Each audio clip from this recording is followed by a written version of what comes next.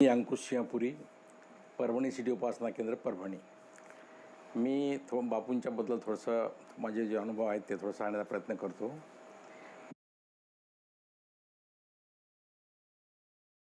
मी प्रवासात असताना नेहमी मी अंकुश सिंहपुरी, परभणी सिटी उपासना केंद्र परभणी.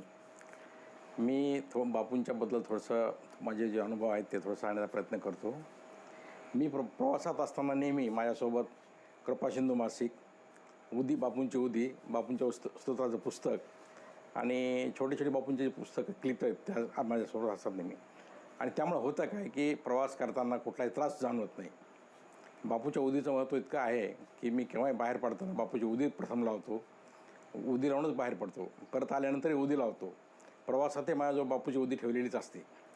आणि गंमत अशी झाली की मी ज्यावेळेला बापूकडे जॉईन झालो त्यावेळेला घरचे लोक मला गमतीनं म्हणायचे, का हो तुम्ही बापूकडे जॉईन झालात, मला एक छोटा धाकटा मुलगा आहे, त्याला इश्यू काही होत नव्हता लवकर. त्यामुळं मला नेहमी चिडवायचे लोक, बापूकडे जॉईन झालात तुम्ही, तुम्हाला इश्यू काय होत नाही, काही नाही, काय आपल्या बापू मुलाला कसं काय.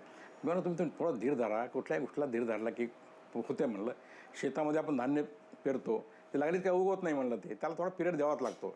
It takes is own time. तर त्या दिवशी मी आता ते लोक मला हसण्यावर न्यायचे, काय तुम्ही बापूचं करता, काय होत नाही काय नाही. मी त्यांना सांगितलं एक काम करा, त्या आपला धाकटा मुलगा आहे ना त्याच्या म्हणजे माझ्या सूनबाईला जाण्या, तिला रोज उदी लावायला सांगा आणि बापूला नमस्कार करायला, बाकी काही करू नका म्हणलं तुम्ही. मग ते नित्यनियमानं बापूची उदी लावायची, नमस्कार करायची. मी बापूचं तर करतच होतो. मग असं होता मी त्यांना एक सांगितलं, बापूचं असं म्हणणं आहे की धीर ना होऊ उदासा, धीर धरू ना हो उदास, सब कुछ मिल जाओ बापू के पासा. बापू असा आहे की अशक्यातल्या अशक्य गोष्ट ज्या जगामध्ये कुठते आहे तीसुद्धा बापू करू शकतो. फक्त त्या उदीमुळं तुम्ही उदी फक्त प्रेमानं विश्वासानं लावा. एक विश्वास असावा पुरता करता हरता गुरु ऐसा. 100% नाही 160% आपलं काम होतंच. मग काही दिवसानं त्या सुनबाईला दिवस गेले, सगळ्यांना आनंद झाला. मी म्हणलं बापू कसा आहे आमचा, तुम्ही अजून बघा म्हणलं. आणि तुम्हाला मी सांगतो इतका सुंदर मुलगा झाला.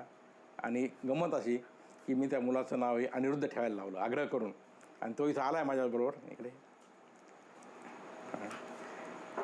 आणि हा अनिरुद्ध आहे, अनिरुद्ध सोमनाथपुरी. नमस्कार करा. हां. आणि मग ही बापूची कृपा आहे. बापू काय करू शकत नाही. बापू हा थोडा वेळ घेईल, पण त्याच्या वेळेबरोबर तो तुम्हाला फळ देईल 100%. फक्त बापूवर विश्वास असावा.